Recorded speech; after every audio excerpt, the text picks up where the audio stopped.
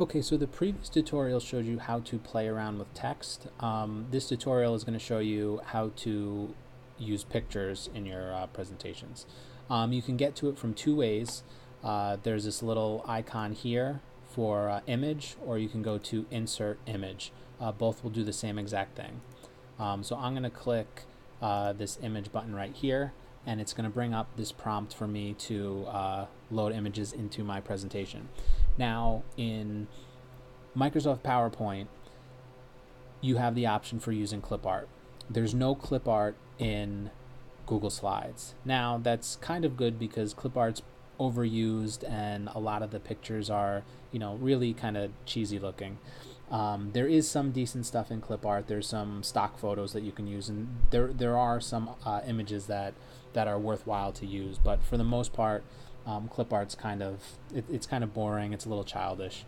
So you don't have that here.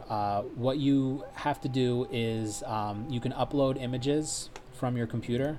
So you can click choose an image to upload.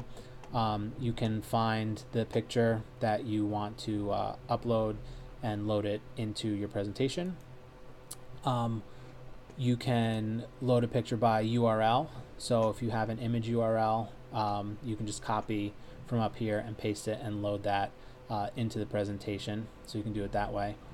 If you have images saved into your Google Drive, you can choose those images from your Google Drive. Or one of the nicest things that this has is you can search Google for images. Now you'll notice right here, it says that the results are labeled for commercial reuse with modification. Basically what that means is that when you search for images through this prompt, it's only going to give you results that are licensed so that you can use them, you can edit them. Even if you were creating a presentation that you were selling, you can still use those images in there. So you don't really have to worry as much about copyright infringement from here. You still have to cite the images that you found, but you don't have to worry about using something you're not supposed to be using. So I'm gonna just type in a quick search into here and see what images it gives me. And I'm gonna click on this one down here. This is a nice looking bike. What you'll notice is down here at the bottom it says the image you highlighted was found by Google Image Search on this page. This is actually the link of the image, and that is where you want to cite that you got the image from. When you're citing this image in your references, you want to say that this link down here is where you found the image. You don't say that you found the image on Google Images, because Google is really just kind of the intermediary that finds the pictures for you. They don't host the images, they don't own the images, so they're not the ones that you would cite. In this case, this was a Wikipedia image, so this is what would be your citation for this image. So make sure that you either copy that or write that down just so you know where it was found. It might be worthwhile to set up your references slide early on so that you can just copy and paste these links in there, and then you can do your citation page and you have all of the links. You don't need to go find them again. I'm going to click select, and this is going to load this image into my presentation. Now you'll see I have these same handles that I did for text.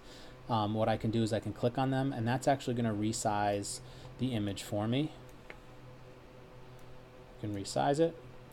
I can shrink it down if I wanted to here. Now you really don't want to use these handles or these handles when you're working with images, because what's going to end up happening is you're going to try to keep making one smaller and one smaller, and you're going to try to find how the proportions were supposed to be, and it can get messy.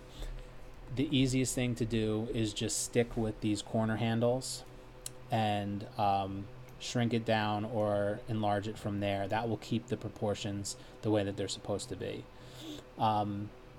In some programs, you have to hold the shift key down when clicking on these handles. In Google Slides, you do not. As long as you click on the corner handles, you can shrink your image down. you can click on the handle at the top, this little circle, to rotate the image around. And if you drag the image over itself, it will actually, this might be the only time you would use these side handles, it will actually flip the image around for you.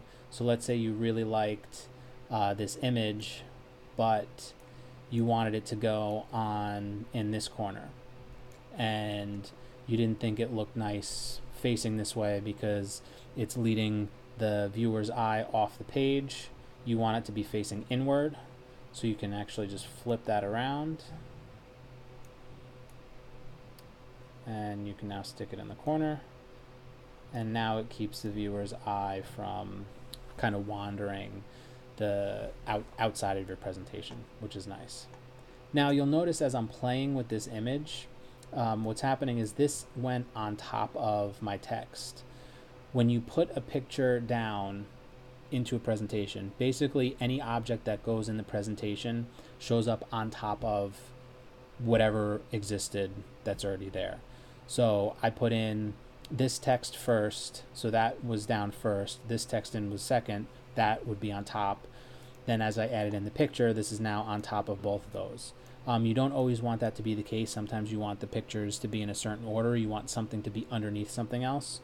What you can do is you can right click on the image, and you can go to order, and you can adjust where it is on the page. So if I want my picture on the bottom and the text to be on top, I'm going to click send to back, and now you'll notice, oops, clicked on the wrong one.